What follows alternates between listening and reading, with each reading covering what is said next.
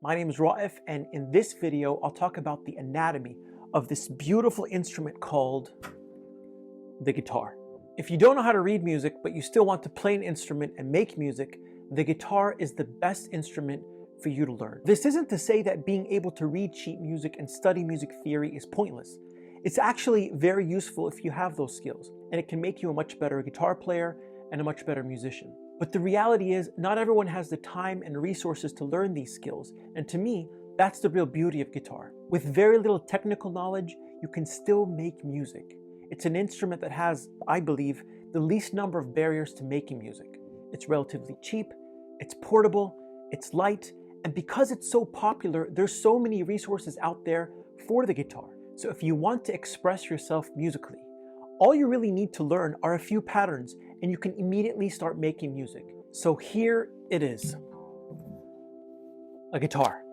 I'll name each part, and then I'll talk a little bit about the role each of them has in making the sounds you hear as music. So right here we got the neck, which is attached to the body, and on top of the neck is what we call the headstock, right here. Next we got the strings, which are connected on one end to the bridge, right here, which is on the body of the guitar, and to the tuners, which is on the headstock.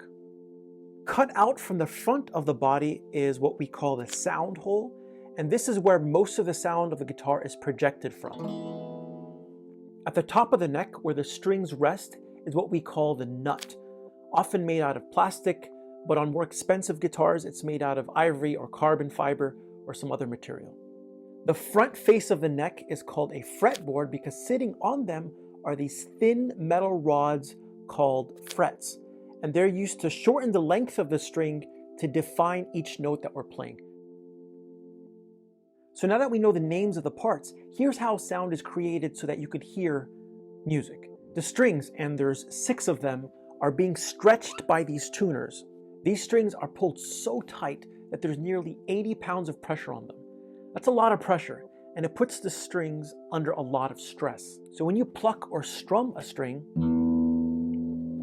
it vibrates very fast, creating sound waves that resonate in the body of the guitar and project outwards towards our ear.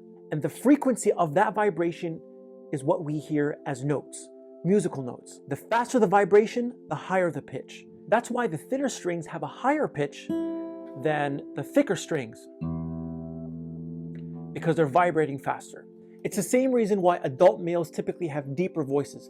Their vocal cords, which are very similar to the strings, are thicker than those of most women and children. And so when they speak, those vocal cords vibrate, creating a frequency that's much lower than the frequency that comes out of a woman's voice or a child's voice.